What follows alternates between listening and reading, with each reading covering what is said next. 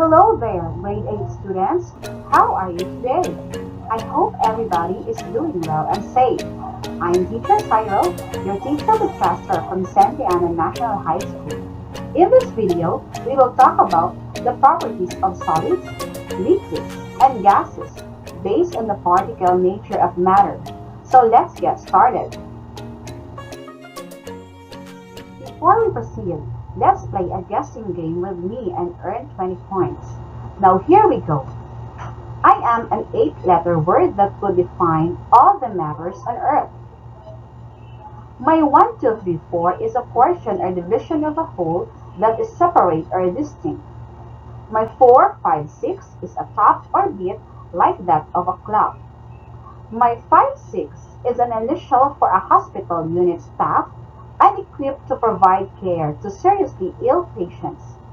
My 6, 7, 8 is a suffix. What I am. I will give you 5 seconds to guess this word. 5, 4, 3, 2, 1. Now, what's your answer? The answer to an 8-letter word that defines all matters on Earth is particle. That's right. Just a 3 quick reminder to all our students before we start our lesson. First, please look for a comfortable place while tuning in to our station. Second, make sure to have your mind and body ready for our discussion. Third, prepare your science module, notebook, and pen for more fun and exciting activities. Remember, if you encounter difficulty in answering the task in your module, do not hesitate to contact and consult your teacher.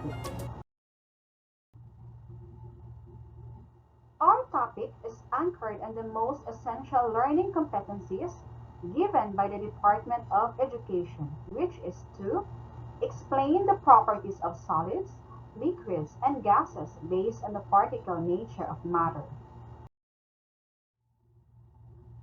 And these are the objectives.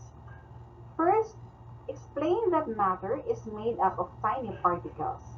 Second, infer the particle nature of matter as basis for explaining the properties. From the previous module, you were able to distinguish between matter and non-matter. You have identified the 3 states of matter, which are solid, liquid, and gas. And you also described the properties of each state of matter. Each state of matter has a unique property. Now that you can describe matter based on their properties, it is important that you also know what matter is made of. Variety of matter can be traced to the nature of particles composing them.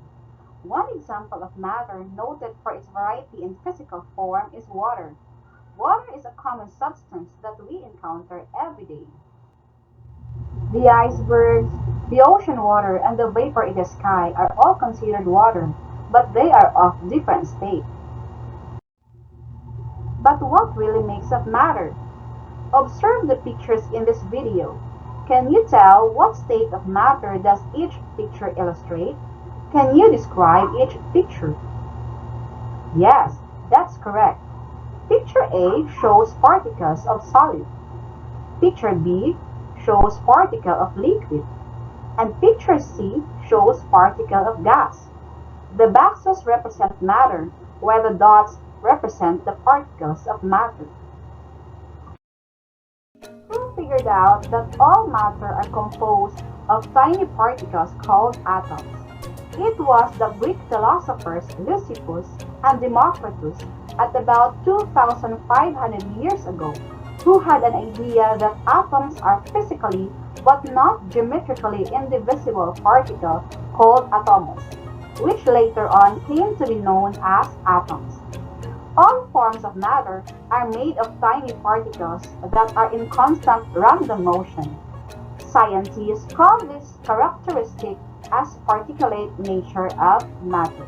There are other Greek philosophers in the person of Aristotle who challenged the ideas of Democritus. about atoms, since Democritus could not provide an explanation on the existence of atomic motion. It was in the year 1803 when John Dalton provided a concrete evidence through a series of experiments that all matter is made up of small particles called atoms, which he imagined as solid, massive, hard, movable particles, which is now known as Dalton's atomic theory. Alright, let's have a quick activity. Fill a beaker container with water up to the 20 ml mark.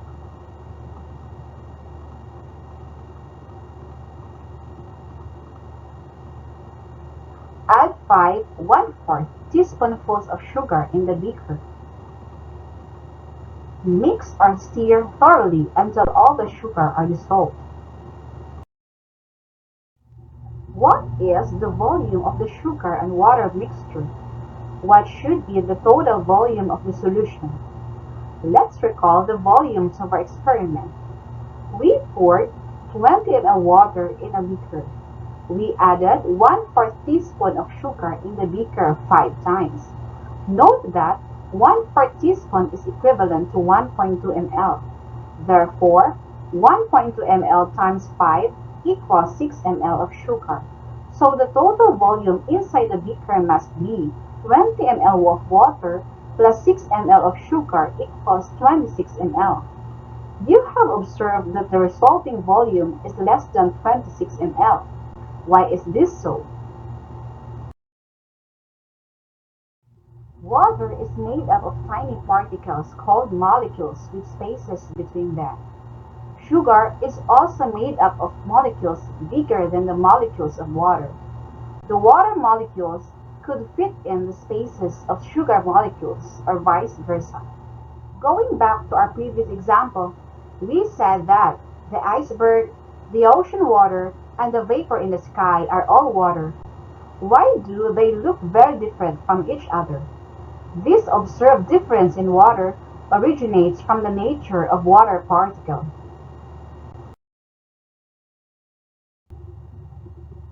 In an iceberg, particles are packed closely together and are arranged in a fixed regular pattern. Particles of solids cannot move freely any closer together when squeezed, but constantly vibrate in their fixed positions. That is why solids have definite shape and definite volume. It cannot flow and cannot be compressed significantly.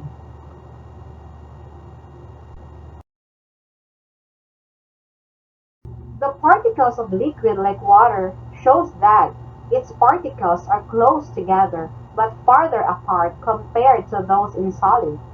That is why liquids have definite volume and is arranged in a fixed regular pattern. Liquid particles has no definite shape and can flow, since its particles constantly move over short distances and slide across each other.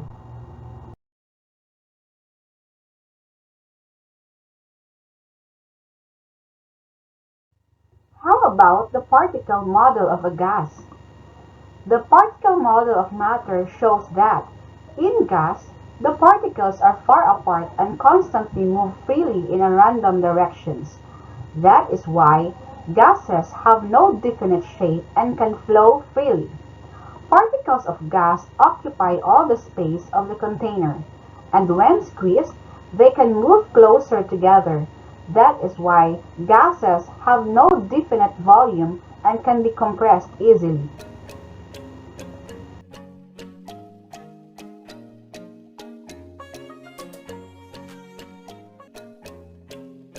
Alright students, let me ask you, why do you think the states of matter differ in the movement and arrangement?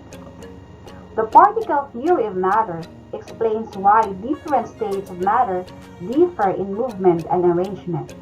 It states that matter is made up of tiny particles. These particles have spaces between them. Particles of matter are moving all the time. The particles of matter attract each other. Now let's wrap things up. Matter is made up of tiny particles called atoms.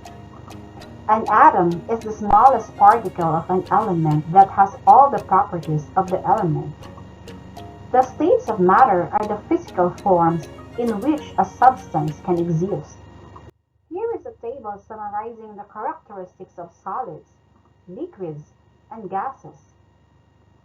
Solids have definite or fixed shape and volume. Liquids follow the shape of the container which it occupies. Gases follow the shape and volume of its container. In solids, particles are packed closely together in fixed positions. In liquids, particles can slide past one another. The particles of gases can move fast between one another. Solids and liquids are not compressible. Gases, on the other hand, can be compressed. In solids, spaces between particles are unnoticeable. In liquids, there is little free space between particles, and lots of free spaces between particles in gases. And lastly, solids do not flow. Liquids and gases do. That's all for now. Again, I am your teacher Cyril, your teacher broadcaster for this session. For more learnings, please don't forget to read and answer all activities and practice exercises on your Module 2. If you have questions about the module, just contact your teacher. Again, thank you for watching. Stay safe everyone. Until next time.